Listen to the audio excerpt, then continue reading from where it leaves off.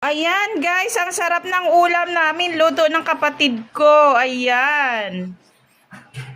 Ibang style niya ng tempura. Ayan, napakasarap niyan. Ito ang sauce. Mayonnaise. Sarap po. Nagluto siya kasi aalis na siya bukas. Sasakay na ng barko. Ayan.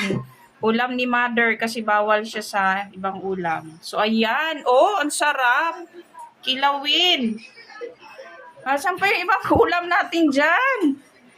Nag-video na ako sa ulam natin. Ang sarap. Ito palang panalo na. Kain na tayo, guys. Yummy, yummy. Excited na yung anak kong kumain, no. Ayan. Kainan na. Lunchtime. Lumpia wrapper pala yan, guys. O na ginunting-gunting niya tapos nilagay niya sa shrimp.